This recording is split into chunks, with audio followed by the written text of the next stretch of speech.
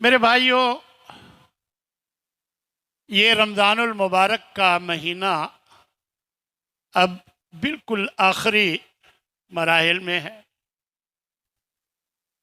اس کے جو 1 2 3 دن رہ گئے ہیں، ان کو غنیمت سمجھیے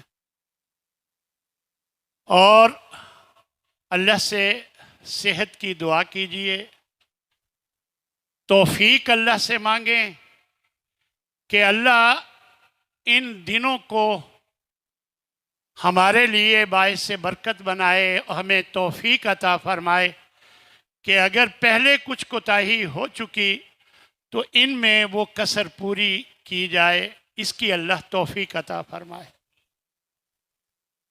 اور اللہ ہمیں صحت اور دین ایمان کی سلامتی سے نوازے تاکہ ہم صحیح طور پر اس رمضان المبارک کے فیوز و برکات سے مستفید ہو سکیں۔ میرے بھائیوں، اب آخر میں یہی ہے کہ ہم نے جو روزے رکھنے تھے الحمدللہ رکھ لیے، جو کوئی نیکیاں کرنی تھیں کافی حد تک کر لیں، اللہ کی راہ میں خرچ کرنا تھا وہ بھی کافی حد تک ہو گیا۔ اب اللہ سے معافی مانگنے کا وقت ہے۔ اب اللہ سے اپنے گناہوں کی توبہ کرنے کی ضرورت ہے۔ پہلے بھی کی، لیکن اب آخری موقع پر ہمیں یہ عمل کہ اللہ سے توبہ کی جائے، استغفار کیا جائے، اللہ سے اپنے گناہوں کی معافی مانگی جائے، اس کا اب ہمیں زیادہ اہتمام کی ضرورت، کیونکہ اللہ بڑا مہربان ہے۔ اللہ بہت مہربان ہے۔ جب آپ اس موقع پر، جب وہ بہت مہربان ہوا ہے، اللہ سے معافی مانگیں گے، اپنے گناہوں کا اقرار کریں گے، اللہ سے استغفار کریں گے، تو یقیناً اللہ ضرور مہربان ہوگا۔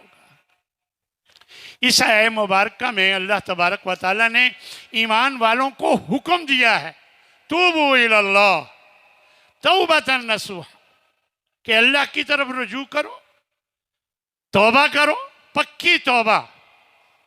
فرمایا کہ تمہارا رب ضرور تمہارے گناہوں سے درگزر فرمائے گا اور تمہیں ایسے باغات میں داخل کرے گا جس کے نیچے سے نہریں بہتی ہیں۔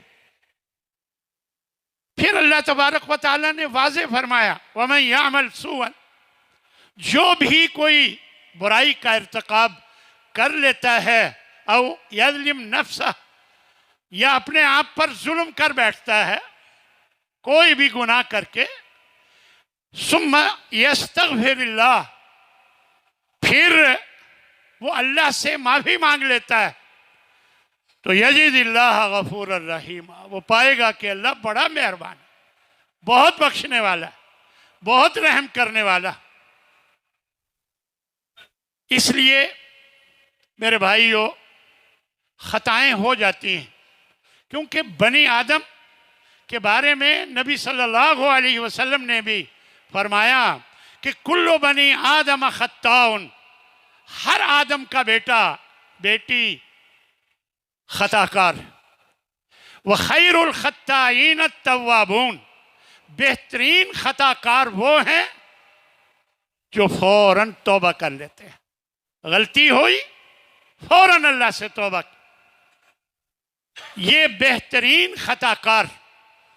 خطا ہونا کوئی بڑی بات نہیں، لیکن خطا ہونے کے بعد غلطی کی معافی مانگ لینا، یہ اللہ کو بہت اچھا لگتا ہے۔ ایک روایت میں بڑی زبردست نبی صلی اللہ علیہ وسلم کے ایک صحابی حضرت عبداللہ بن مسعود فرماتے ہیں کہ ان المؤمن یرا ذنوبہ کأنہ قاعد تحت جبل، کہ مومن جو ہوتا ہے وہ اپنے گناہوں کو اس طرح دیکھتا ہے کہ وہ ایک پہاڑ کے نیچے ہے، یخاف ان یقع علیہ، وہ ڈرتا ہے کہ کہیں یہ پہاڑ مجھ پر گر نہ پڑے، پہاڑ کے نیچے، اور وہ ڈرتا ہے کہ کہیں یہ مجھ پر پہاڑ گر نہ پڑے. وہ گناہ کو ایسے سمجھتا ہے جو مومن ہوتا ہے. اگر ہمیں گناہ میں معمولی لگتا ہے تو پھر ہم صحیح مومن نہیں ہیں.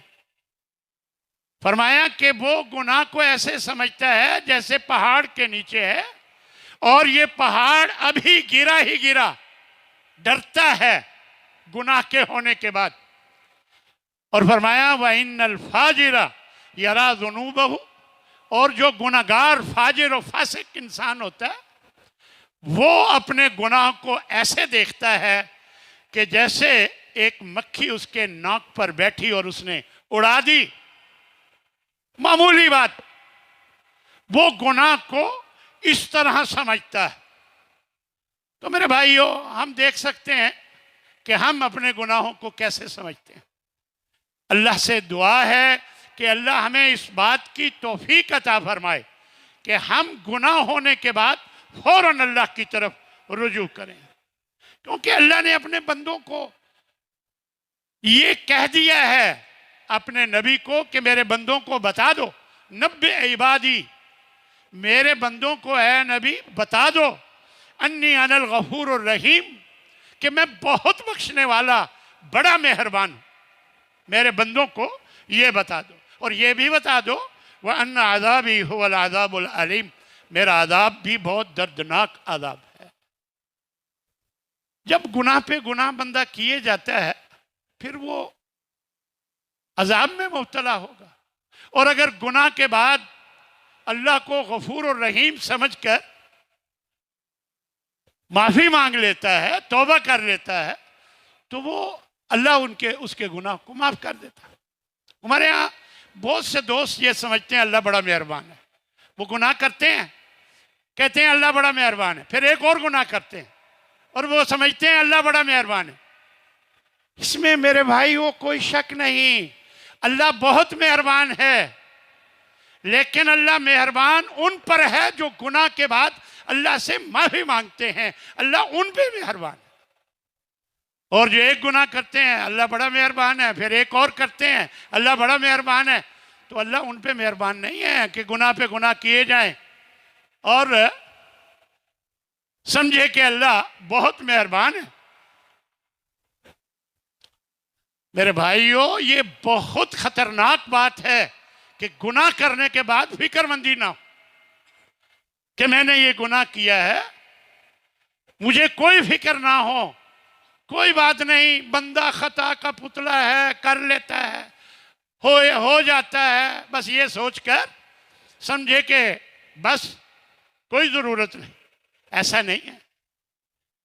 اس لیے میرے بھائیوں، اللہ نے تو ہمیں تسلی دلائی ہے، لیکن اسی صورت میں کہ گناہ کی معافی مانگو.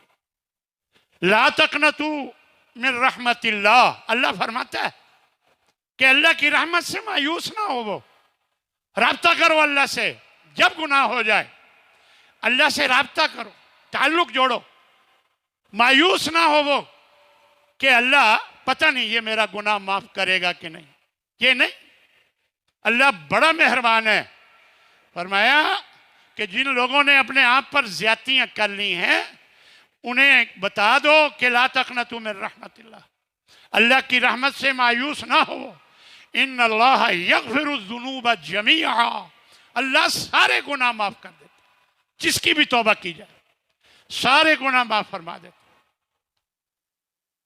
ایک روایت میں نبی صلی اللہ علیہ وسلم فرماتے ہیں کہ اللہ فرماتا ہے، یا ابن آدم، اے آدم کے بیٹے، انکا ما دعوتنی ورجوتنی غفرت لک، جب بھی مجھے تو پکارتا ہے اور مجھ سے امید رکھتا ہے کہ میں معاف کر دوں گا، میں تجھے معاف کر دیتا ہوں.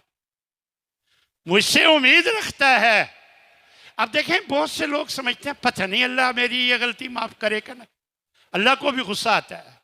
جیسے آپ کسی سے کچھ مانگنا چاہیں کہ مجھے 200 روپے چاہیے، پتہ نہیں آپ دیں گے کہ نہیں، اگلے بندے کو غصہ آئے گا. اللہ تو زیادہ ناراض ہوتا ہے نہ مانگنے پر. دنیا کے لوگ تو مانگنے پر ناراض ہوتے، اللہ نہ مانگنے پر ناراض ہوتا. کیسا اللہ مہربان. فرمایا میں تجھے معاف کر دیتا ہوں جب تو مجھ سے امید رکھتا ہے. الا ما کان فیکا، جتنے بھی تیرے گناہ ہو، ولا ابالی، مجھے کوئی پرواہ نہیں کہ اتنے گناہ میں نے معاف کر دیے. پھر فرمایا یا ابن آدم، اے آدم کے بیٹے، انکا ما دعوتنی لو بلغت ذنوبک عنان السماء، اگر تیرے گناہ آسمان تک بھی پہنچ جائیں، ثم استغفرتنی، پھر تو مجھ سے بخشش مانگ لے، غفرت لک ولا ابالی، میں تیرے سارے گناہ معاف کر دوں اور مجھے کوئی پرواہ نہیں کہ اتنے گناہ میں نے معاف کر دیے، مجھے اس کی کوئی پرواہ نہیں. فرمایا یا ابن آدم انک لاتیتنی بقراب الارض خطایا، اگر یہ زمین پوری بھر کر گناہوں کی لے آ اور میرے پاس جب آئے، ثم لقیتنی، پھر تو مجھے صرف اس حالت میں میرے پاس آئے ملے کہ لا تشرک بی شیئا، میرے ساتھ شریک نہ بناتا، شرک نہ کرتا ہو، لَأَتَيْتُكَ بِقُرَابِهَا مَغْفِرَةً، جتنے زمین بھر کر تو گناہ لائے گا ایسے ہی زمین بھر کر میں تجھے معاف کر دوں گا. ایسا اللہ مہربان. اس لیے میرے بھائیوں، اللہ بہت مہربان. یہ نہ سمجھو کہ اتنے گناہ ہیں میں کیسے، میری کیسے معافی ہوگی. اللہ تبارک و تعالی اپنا ہاتھ رات کے وقت آگے بڑھاتے ہیں اور فرماتے ہیں کوئی ہے توبہ کرنے والا، لِيَتُوبَ مُسِيءُ النَّهَارِ، دن میں گناہ کرنے والا. رات کے وقت اللہ ہاتھ بڑھاتا ہے کہ جنہوں نے دن میں گناہ کیے ہیں وہ معافی مانگ لیں، میں انہیں معاف کر دوں. اور پھر صبح کو دن میں اپنا ہاتھ بڑھاتا ہے کہ جنہوں نے رات کو گناہ کیے ہیں وہ معافی مانگ لے، میں انہیں معاف کر دوں. ایک روایت میں حضرت انس رضی اللہ تعالیٰ عنہ فرماتے ہیں کہ اللہ کو اپنے بندے کی گناہ پر جب توبہ کرتا ہے بندہ، اللہ کو اتنی خوشی ہوتی ہے. ایک مثال دی کہ ایک شخص تھا، جنگل میں سفر کر رہا تھا، اس کے جانور پر اس کے کھانے پینے کا سامان ہے، ایک جگہ سستانے کے لیے اترا، سو گیا، اٹھا تو اس کا جانور کھانے پینے کے سامان سمیت غائب. ادھر بھاگا ادھر بھاگا، کہیں نہیں ملا، تھک ہار کے بیٹھ گیا، نیند آ گئی. جب اٹھا تو کیا دیکھتا ہے کہ وہ جانور سامان سمیت سامنے کھڑا ہے. اب اس موقع پر وہ اتنا خوش ہوتا ہے، اتنا خوش ہوتا ہے اور کہہ دیتا ہے کہ اللہم انت عبدی وانا ربوکا، اے اللہ تو میرا بندہ میں تیرا رب. یعنی اسے پتہ نہیں چلتا کہ وہ کیا کہہ رہا ہے خوشی میں آ کر. جیسے آج کل ہمارے ہاں بھی خوشی کا موقع ہوتا ہے نا، بہت لوگ ایسے ایسے کام کرتے ہیں انہیں پتہ ہی نہیں ہوتا کہ اللہ کی نافرمانی ہو رہی ہے. خیر، اس نے خوشی میں آ کر یہ کہہ دیا کہ اے اللہ تو میرا بندہ اور میں تیرا رب. یعنی اتنی اسے خوشی ہوئی. یہ بات بتا کر فرمایا اللہ کو اس بندے سے بھی زیادہ خوشی ہوتی ہے جب بندہ اللہ سے توبہ کرتا ہے. اندازہ کریں اللہ کتنا خوش ہوتا ہے، اس بندے سے بھی زیادہ خوش ہوتا ہے. اس لیے میرے بھائیوں سمجھیں، یہ کچھ مثالیں جو احادیث میں بیان کی گئی ہوتی ہیں وہ ہمارے لیے ہی ہوتی ہیں کہ ہم ان سے عبرت حاصل کریں، کچھ اپنی اصلاح کریں. ایک آدمی کا واقعہ آتا ہے، حضرت ابو ہریرہ اس کے راوی ہیں، بخاری میں بھی ہے اور مسلم شریف میں بھی یہ روایت کہ اس کے بہت گناہ تھے. اب اس کو ڈر ہونے لگا کہ اب میں مرنے لگا ہوں، میرا کیا بنے گا؟ اپنی اولاد سے کہتا ہے، اپنے بیٹوں سے، تم ایسا کرنا جب میں مر جاؤں میری میت کو جلا کر اس کی راکھ کچھ دریا میں بہا دینا، کچھ ہواؤں میں اڑا دینا، نہ میں رہوں گا نہ میری پوچھ گچھ ہوگی۔ ڈر تھا اللہ کا۔ اب چنانچہ بچوں نے ایسا ہی کیا۔ کیا ہوا؟ اللہ تو ہر چیز پر قادر ہے۔ اللہ نے ہواؤں کو حکم دیا کہ سارے ذرات جمع کرو، دریا کو حکم دیا کہ سارے ذرات اللہ نے پیدا کر کے سامنے کھڑا کر دیا۔ بتا یہ تو نے کیا کیا؟ کہنے لگا اللہ تجھے تو پتہ ہی ہے میں صرف تیرے ڈر کی وجہ سے کیا، اور اے اللہ تو بہتر جانتا ہے کہ میں نے صرف تیرے ڈر کی وجہ سے کیا۔ تو اللہ نے اسے اللہ کا خوف دل میں ہونے کی وجہ سے اللہ نے اسے معاف کر دیا۔ تو میرے بھائیو، اللہ تو لگا ہوا ہے معاف کرنے پر، کوئی بہانہ تو بہانہ ہم نے بنوانا ہے۔ کوئی اللہ کے سامنے گڑ گڑا کر ایک دفعہ کہہ دے کہ اللہ مجھے معاف کر دے، اللہ بڑا مہربان ہے۔ چھوٹی چھوٹی نیکیاں کرنے سے بھی اللہ گناہ معاف کر دیتا ہے۔ دیکھیں، ایک شخص سفر میں تھا، پیاس لگی، کنویں میں اترا، پانی پیا، باہر نکلا، دیکھا ایک کتا، اس نے زبان نکالی ہوئی ہے پیاس کی وجہ سے، بڑی تکلیف میں ہے۔ پھر اترا اپنے موزے میں پانی ڈالا، اپنے موزے میں پانی ڈالا، منہ میں پکڑا، اور صاف ظاہر ہے جب اوپر چڑھنا ہوتا ہے تو دونوں ہاتھ مصروف ہوتے ہیں، تو منہ میں پکڑ کر اپنے موزے کو پانی بھر کے اوپر لایا اور اس کتے کو پلایا۔ اللہ نے اس کی اتنی قدر کی کہ اللہ نے اسی وجہ سے اسے معاف کر دیا۔ اسی طرح اللہ تبارک و تعالیٰ نے اس بندے کو معاف کر دیا جس نے ایک ٹہنی دیکھی، آتے جاتے لوگوں کو یہ کانٹے دار ٹہنی تنگ کر رہی ہے، تکلیف پہنچا رہی ہے، اس نے اسے کاٹ دیا یا اس کو ایک طرف پیچھے کر دیا، تو حدیث میں آتا ہے فَشَكَرَ اللَّهُ لَهُ فَغَفَرَ لَهُ، بخاری مسلم کی روایت۔ اللہ نے اس کی قدر کی اور اس کو اللہ نے معاف فرما دیا۔ اسی طرح ایک زانیہ عورت کا بھی ذکر آتا ہے کہ اس نے جب کتے کو پانی پلایا اس طرح، تو اللہ نے اسے بھی معاف کر دیا۔ اس لیے میرے بھائیو، اللہ بہت مہربان ہے۔ اللہ تو بہانے بس کوئی بن جائے صحیح معاف کر دیتا ہے۔ ایک شخص نے گناہ کیا، حدیث میں آتا ہے، حضرت ابو ہریرہ راوی ہیں، گناہ کیا، اس نے فوراً کہہ دیا، آپ بھی یہ جملہ یاد کر لیں، اللہم اغفر لی ذنبی، اللہم اغفر لی ذنبی، اے اللہ میرا یہ گناہ معاف کر دے۔ فوراً ہی کہہ دیا۔ اللہ فرمانے لگا اذنب عبدی ذنبا، میرے اس بندے نے گناہ کیا، فعلم، اب اسے پتہ ہے، ان لہ ربا، کہ اس کا ایک رب ہے، یغفر الذنب، جو گناہ کو معاف بھی کر دیتا ہے، ویاخذ بالذنب، اور پکڑنا چاہے تو گناہ سے پکڑ بھی لیتا ہے۔ اس کو پتہ ہے۔ اب پھر اس سے گناہ ہو گیا، اللہ نے پھر اس کو معاف کر دیا، پھر گناہ ہو گیا، پھر معاف فرما دیا۔ تو میرے بھائیو، اب جب گناہ ہو، یہاں سے یہ معلوم ہوتا ہے فوراً اللہم اغفر لی ذنبی، اے اللہ میرے اس گناہ کو معاف کر دے، کہنا چاہیے۔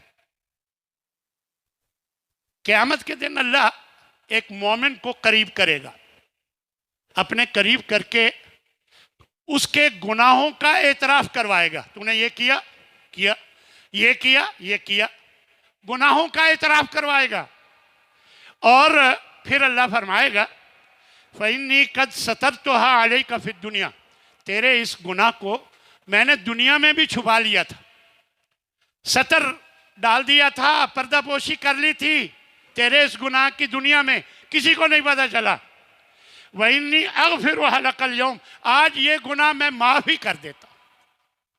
अल्लाह ऐसा मेहरबान है। अल्लाह अकबर। या इबादी, अल्लाह एक जगह एक हदीस में, हदीस कुदसी है, फरमाता है या इबादी कुल्लुकुम तुख्तिऊन बिल्लैली वन्नहार, तुम सब लोग दिन रात गलतियां करते हो। व अना अगफिरुज़्ज़ुनूब जमीआ, और मैं सारे गुनाहों को माफ करता जाता हूं। फस्तगफिरूनी फस्तगफिरूनी, सिर्फ मुझसे माफी मांग लो, मैं उनको सबको अगफिर लकुम, मैं तुम्हारे सारे गुनाह माफ कर दूंगा, सिर्फ माफी मांगो। मेरे भाइयों, तौबा की कबूलियत की चंद शुरूत हैं। ये नहीं है कि कान को हाथ लगाया मेरी तौबा और फिर वही कुछ करें जो हमारा जी चाहता है, हमारा जो जी चाहता है वो करें। एक रवायत में आता है अल मुस्तगफिरु मिनज़्ज़ंबि फहुवा मुकीमुन अलैहि कल मुस्तहज़िउ रब्बहु, गुनाह करने के बाद फिर माफी मांगता है और फिर गुनाह करता है और डटा रहता है। फिर गुनाह, एक दफा तो माफी मांग ली, फिर गुनाह किया, फिर माफी मांगता है, फिर गुनाह किया, फिर माफी मांगता है। तो ये अल्लाह से मजाक करने के, यानी उसको फिक्रमंदी नहीं है कि मैंने गुनाह से बचना है। ये फिक्रमंदी ना होना अल्लाह यानी अपने रब के साथ मजाक उड़ाने वाली बात बन जाती है।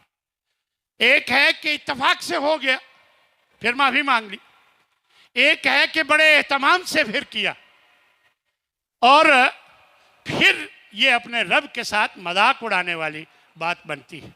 इसलिए जहाँ तक मुमकिन है तौबा की ये शराइत पूरी होनी चाहिए। सबसे पहले खुलूस नीयत से तौबा की जाए। खुलूस नीयत सब जानते हैं क्या होती है। दूसरी बात, नदामत और शर्मिंदगी अपने गुनाह पर होनी चाहिए। और तीसरी बात, उस गुनाह को छोड़ देना चाहिए। और चौथी बात जो है, आइंदा ना करने का पक्का इरादा करना चाहिए, पक्का इरादा ना करने का।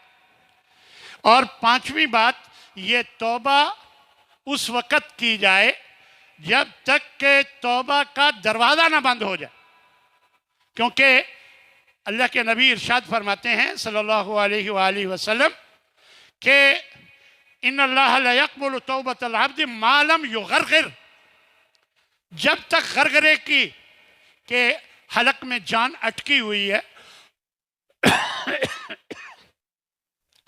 जब तक वो कैफियत ना आ जाए उससे पहले पहले तौबा कर ले, अल्लाह कबूल करता है। और जब वो कैफियत आ जाती है, जैसा कि फिरऔन ने तौबा की थी तो उसकी तौबा कबूल नहीं हुई, इसलिए कोशिश ये करनी चाहिए कि तौबा का दरवाज़ा बंद होने से पहले पहले तौबा की जाए। और छठी और आखिरी बात, जिस गुनाह से तौबा कर रहा है अगर उसका ताल्लुक हुकूकुल इबाद से, तो फिर उसकी भी माफ़ी बंदे से मांगे, फिर जाकर अल्लाह माफ़ फरमाएगा।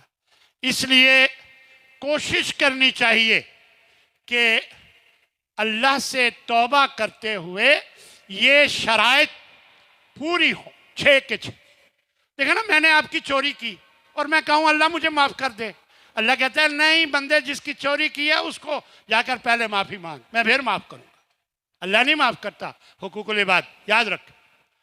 बहुत दफ़ा लोगों का हक मार के अल्लाह से माफ़ी मांगना चाहते हैं, तो अल्लाह ने पहले ही बता दिया कि मैं जो मेरा हक मारता है मैं उसको माफ़ कर सकता हूँ, लेकिन जो लोगों का हक मारता है और मुझसे माफ़ी मांगता है, जब तक बंदा माफ़ ना करे जिसने का हक मारा गया, उस वक़्त तक मैं भी माफ़ नहीं करता। तो मेरे भाइयों, इस्तिग़फ़ार के बड़े फ़वाइद हैं। सबसे पहला फ़ायदा, गुनाह धुल जाते हैं। گناہ دھل جاتے، انسان گناہوں سے پاک ہو جاتا۔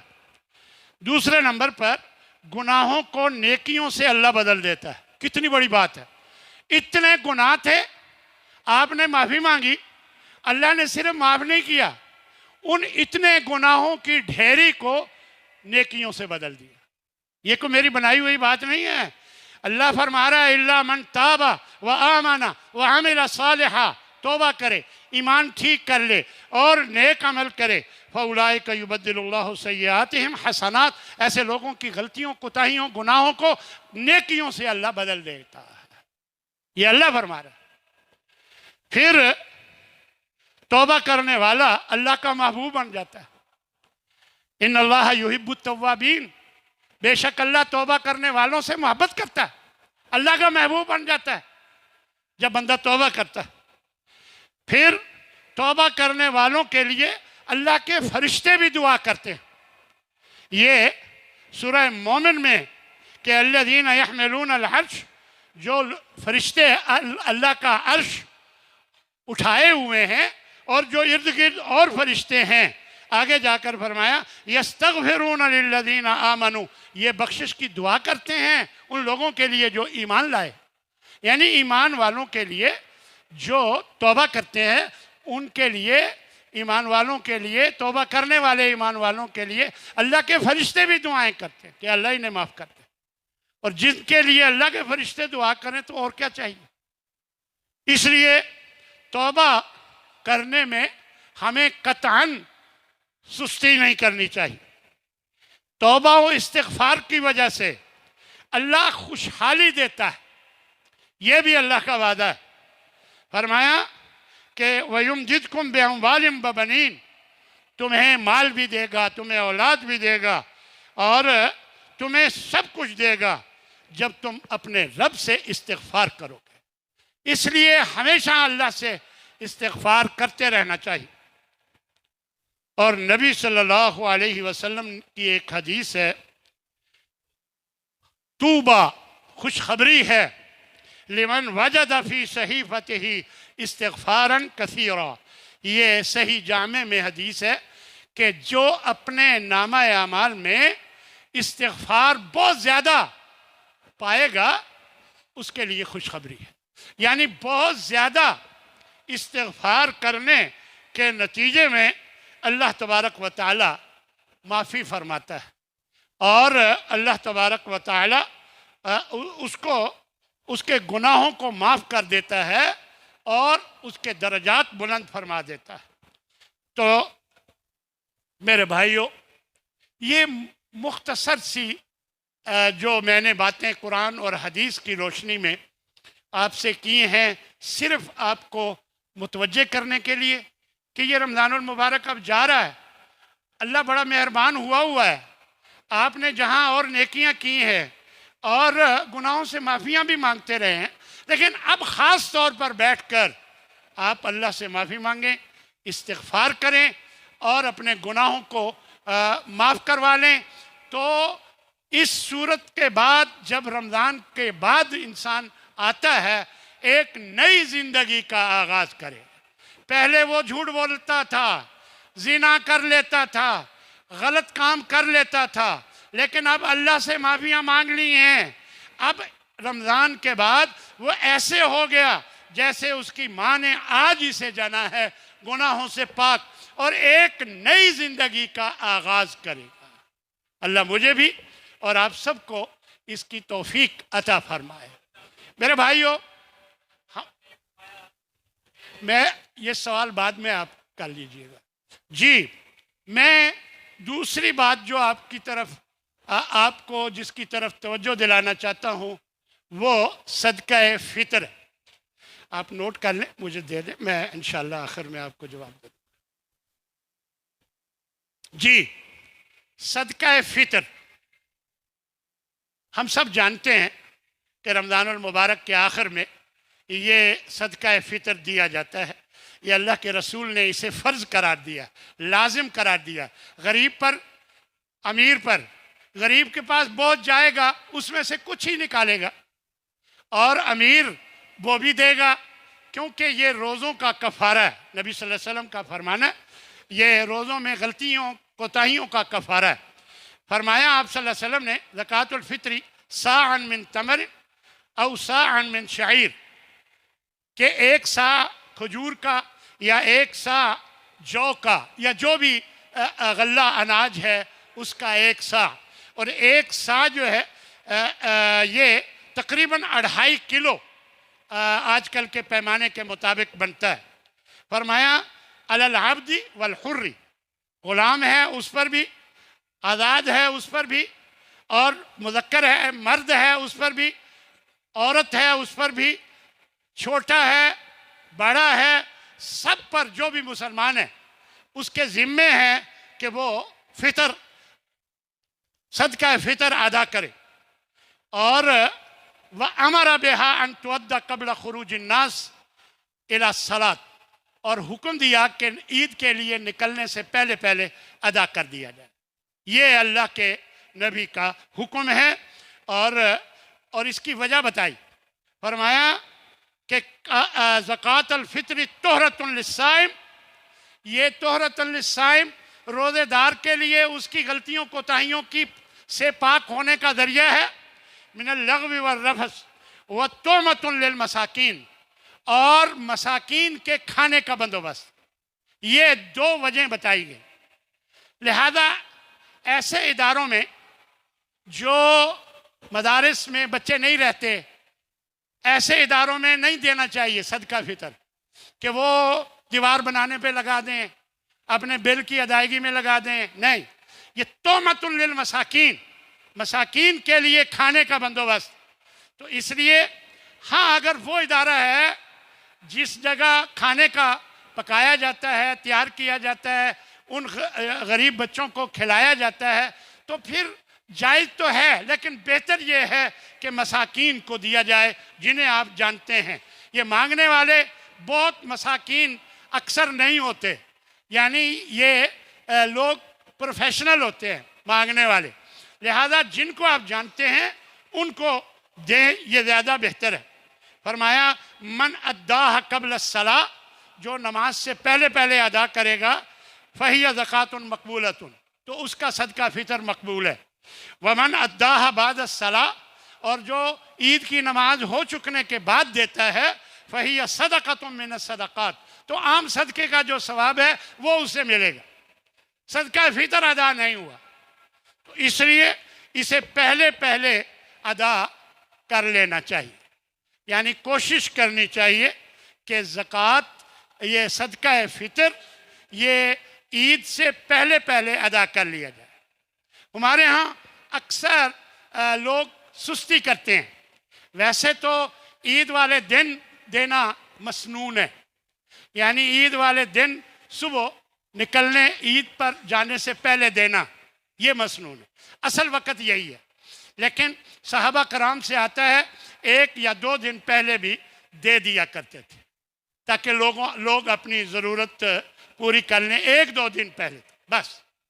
تو یہ صدقہ فطر کے حوالے سے ہمارے ہاں 2 قسم کے لوگ زیادہ تر ہیں، بلکہ 3 قسم کے۔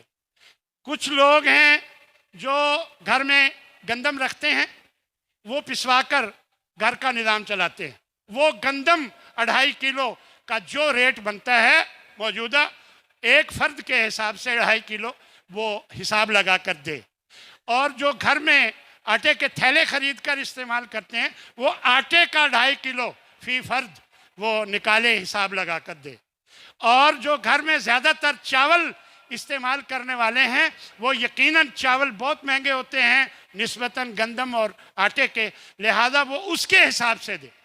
ہر ایک نے اپنے ضمیر سے پوچھنا ہے کہ میرے کتنے پیسے بنتے ہیں۔ مثلاً ہو سکتا ہے کسی کے 150 بنے اور کسی کے 400 بنے، عین ممکن ہے، لہذا جو بھی آپ سمجھتے ہیں 2.5 کلو کھجور 2.5 کلو کے پیسے دینا چاہیں تو بھی ٹھیک ہے، اور اسی طرح 2 بھی غلہ جو بھی اناج آپ دے سکتے ہیں، لیکن گھر میں جو آپ استعمال کرتے ہیں اس کے مطابق۔ میرے بھائیو، اب انشاءاللہ عید آ جائے گی، تو عید کے چند آداب آپ کے سامنے میں رکھنا چاہوں گا۔ وہ بھی آپ سن لیجئے۔ شوال کا چاند دیکھتے ہی رات کو اور عید کی صبح تکبیرات کا اہتمام کیا جائے۔ شوال کا چاند دیکھتے ہی رات کو اور عید کی صبح تکبیرات کا اہتمام کیا جائے۔ اسی طرح عید کے لیے نکلنے سے پہلے غسل کرنا، عمدہ لباس پہننا، خوشبو لگانا، یہ سنت ہے۔ گھر سے روانگی سے قبل طاق تعداد میں کھجوریں کھانا بھی سنت ہے، یعنی 3، 5، 7 طاق کھجوریں کھا کر نکلنا چاہیے۔ اور یہ نبی صلی اللہ علیہ وسلم کی حدیث ہے، کان لا یغدو یوم الفطر حتی یاکل تمرات و یاکلہن وطرن، کہ جب تک وہ کھجوریں نہ کھا لیتے وہ اس وقت تک نہیں نکلتے تھے، یہ اور وطر کھجوریں کھاتے تھے۔ وطر سے مراد 1، 3 اور 5 یعنی طاق۔ اسی طرح پیدل جانا اور پیدل آنا یہ مسنون ہے، اور پھر راستہ بدل دینا، جس راستے سے آپ آئے جاتے ہوئے راستہ بدل کر جائیں، یہ بھی سنت طریقہ ہے۔ آپ صلی اللہ علیہ وسلم نے عورتوں کو عیدگاہ میں جانے کا حکم دیا، اور بلکہ جن عورتوں نے نماز نہیں پڑھنی تھی ان سے کہا گیا کہ وہ بھی آئیں اور ایک طرف رہیں، اور دعا میں شریک ہوں، مسلمانوں کی دعا میں شریک ہوں۔ اسی طرح نماز عیدگاہ میں پڑھنا ہی افضل ہے۔ تکبیرات معروف ہیں، یہ آپ سب جانتے ہیں۔ اسی طرح نماز عید سے پہلے کوئی نفل نہیں۔ نماز عید کے لیے جب جاتے ہیں تو وہاں کوئی نفل نہیں۔ اور حضرت ابن عباس رضی اللہ تعالیٰ عنہ سے یہ روایت ہے کہ نبی صلی اللہ علیہ وسلم خرج یوم الفطر، یعنی عید الفطر کے لیے آئے، فصلی رکعتین، بس 2 رکعات پڑھی، لم یصلی قبلہا ولا بعدہا، بخاری مسلم کی روایت۔ نہ پہلے کوئی نماز پڑھی نہ کوئی بعد میں نماز پڑھی، صرف وہی 2 رکعات جو عید کی ہیں۔ اسی طرح نماز عید سے پہلے اذان نہیں ہے اور اقامت بھی مشروع نہیں ہے، یعنی نہ اذان ہے نہ اقامت۔ تو کوشش کریں میرے بھائیوں کہ یہ دعا اکثر پڑھتے رہیں۔ ربنا لا تزغ قلوبنا بعد اذ ہدیتنا، اے اللہ ہمارے دلوں کو ٹیڑھا نہ کر دینا اس کے بعد کہ تو نے ہمیں ہدایت دی، وہب لنا من لدنک رحمہ، اور ہم پر رحمتیں نازل فرما، انک انت الوہاب، تو بہت دینے والا ہے، یعنی عطا کرنے والا ہے۔ اور یہ دعا بھی ساتھ ہی کہ یا مقلب القلوب ثبت قلبی علی دینک، اے دلوں کو پھیرنے والے میرے دل کو اپنے دین پر قائم رکھ۔ اور نماز کی پابندی کچھ ہو گئی ہے، اس کو جاری رکھیں۔ سستی کرنے والے سمجھ رہے ہوں گے، پہلے سستی ہو جاتی تھی، رمضان کی برکت سے پابندی آ گئی ہے، تو اب اس پابندی کو جاری رکھیں، کیونکہ سب سے پہلے نماز کا حساب ہونا ہے، یاد رکھیں۔ اور اسی طرح قیام اللیل کی عادت بن گئی ہے، کوشش کریں کہ اس عادت کو بھی جاری رکھیں۔ آخری بات، رمضان کے فوراً بعد شوال کے 6 روزے رکھنا بھی مسنون ہے۔ آپ صلی اللہ علیہ وسلم نے فرمایا جو رمضان کے روزے رکھتا ہے ثم اتبعہ 6، پھر اس کے فوراً بعد وہ 6 روزے اور رکھ لیتا ہے، کان کصیام الدہر، تو پوری زندگی کے روزوں کا، کیونکہ ہر سال کرے گا، ہر سال جب کرے گا جتنی زندگی ہے اس کے روزے رکھنے کا اسے ثواب مل جاتا ہے۔ تو اس میں علماء نے یہ گنجائش رکھی ہے، بتائی ہے کہ اگر کوئی چھوٹ جائے فوراً نہیں رکھ سکتا، یعنی 2 رکھے ہیں 1 رہ گیا تو 6 پورے کر لے شوال کے اندر، لیکن بہتر حدیث کے الفاظ سے جو بظاہر لگ رہا ہے ثم اتبعہ، اتبع کا معنی پیچھے لگا دینا، یعنی پھر اس کے پیچھے لگا دے 6 اور، یعنی مسلسل رکھ لے۔ ایک تو روٹین بنی ہوتی ہے، دوسرا یہ ہے کہ حدیث میں بھی مسلسل یعنی اس کے پیچھے ساتھ ہی رکھنے کا بظاہر ذکر ہے۔ علماء نے یہ گنجائش ضرور دی ہے کہ اگر کوئی بعد میں یعنی شوال کے اندر 6 پورے کر لے تو ہو جائیں گے۔ اللہ مجھے بھی اور آپ سب کو ان سب کاموں پر عمل کی توفیق عطا فرمائے۔ وآخر دعوانا ان الحمد للہ رب العالمین۔